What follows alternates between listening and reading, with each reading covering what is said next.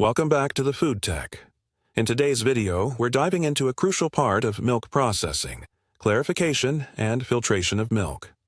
For detailed notes, visit our website. Link in description. Before milk reaches our tables, it goes through several steps to ensure it's clean, safe, and long-lasting.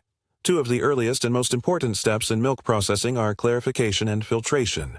These processes remove both visible and invisible impurities, from dust and dirt to somatic cells and coagulated proteins, enhancing the milk's quality and safety.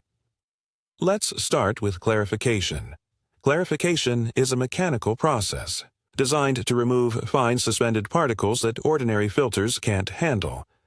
It helps by eliminating sediments, leukocytes, and epithelial cells, removing manure, dust, and feed particles, improving milk's appearance and increasing consumer acceptance, enhancing the effectiveness of pasteurization and homogenization. Here's how clarification works.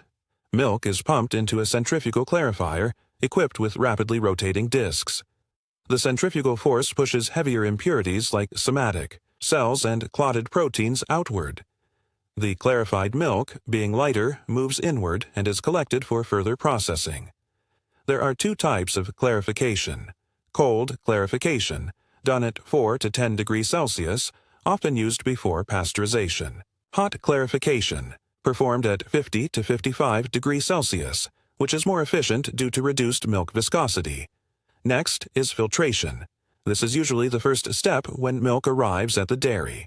It removes larger visible contaminants like hair, straw, and dust.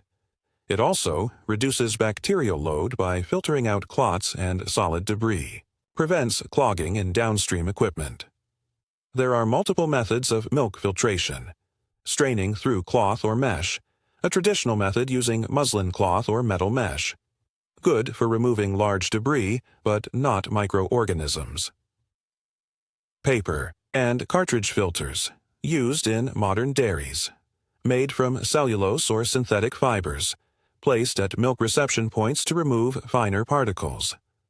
Membrane filtration, microfiltration, and ultrafiltration.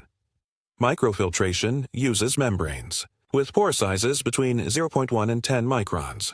Ultrafiltration goes even further, filtering particles as small as 0.01 microns.